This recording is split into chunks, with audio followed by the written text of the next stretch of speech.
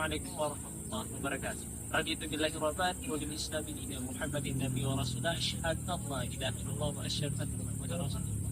Allahumma shalli ala Muhammad wa ala ali Muhammad.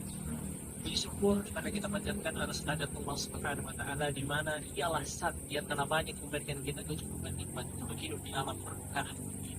Salawat berminggu salam tak lupa kita hanturkan kepada Nabi yang kita Rasulullah Muhammad SAW, di mana dialah Rasul yang diutus ke alam permukaan bumi ini untuk menyempurnakan akhlak dari manusia. Insya Allah pada kesempatan kali ini saya akan menyampaikan pidato dengan tema adab dan ilmu. Sebagai makhluk sosial yang memiliki akal pikiran, maka setidaknya ada beberapa hal penting yang melekat dalam diri kita, seperti halnya ilmu pengetahuan atau knowledge. Kemudian yang kedua ada manner, adab, attitude, dan lain sebagainya.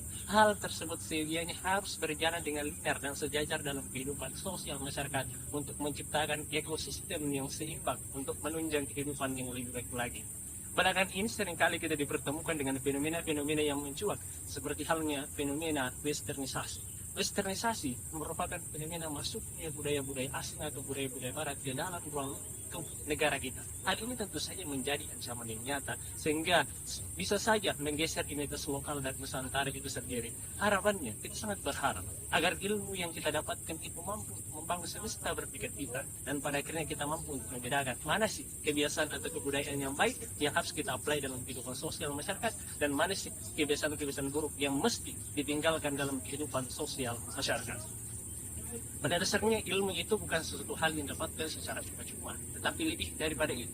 Ilmu adalah sesuatu hal yang didapatkan dalam proses yang panjang dalam situasi dan kondisi tertentu. Banyak kemudian orang-orang yang mengklaim bahwasanya ilmu pengetahuan itu hanya didapatkan pada bangku sekolah, dalam lembaga pendidikan. Tapi ternyata pendidikan tidak terbatas pada ranah-ranah seperti demikian, tetapi pendidikan bisa didapatkan di mana saja, termasuk di lingkungan masyarakat. Oleh karena itu, tinggal bagaimana cara kita untuk mengolah atas apa yang telah kita dapatkan di masyarakat, lalu kemudian kita apply dan kembangkan dalam kehidupan sosial masyarakat untuk menciptakan keharmonian sosial.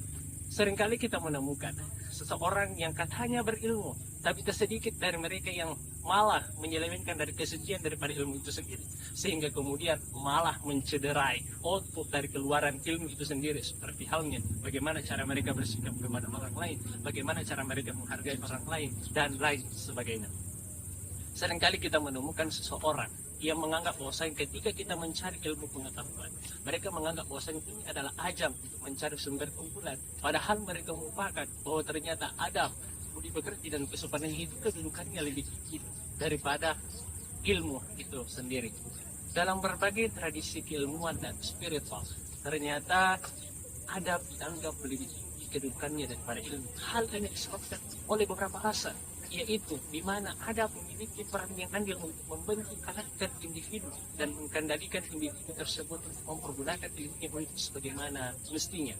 Pada dasarnya, ilmu tanpa adab itu akan berakhir pada suatu hal yang mungkin akan dipergunakan untuk kepentingan pribadi atau bahkan merugikan orang lain, karena pada dasarnya adab ternyata dapat digunakan untuk membentuk karakter individu dan membantu individu dalam mengambil keputusan yang bersifat bijaksana. Dan pada akhirnya saya ingin menyatakan kembali bahwasanya ilmu tanpa adab mungkin saja akan berakhir pada suatu hal yang bersifat tidak sesuai dengan moral, atau bahkan merugikan orang lain, atau bahkan bersifat kehancuran.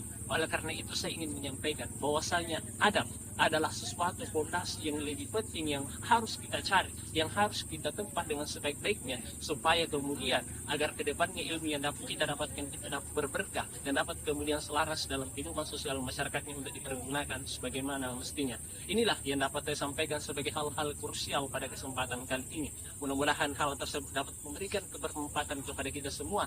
Selayaknya sebagai seorang pelajar, kita harus mampu kemudian untuk berilmu sebagaimana mestinya dan mempergunakan adab sebagai jalan satu-satunya untuk kemudian membentuk kepribadian dan karakter kita, karena pada dasarnya attitude adalah yang menentukan bagaimana sih karakter dan individu tersebut. Nasrullah wa batun garib wa basyir. Assalamualaikum warahmatullahi wabarakatuh.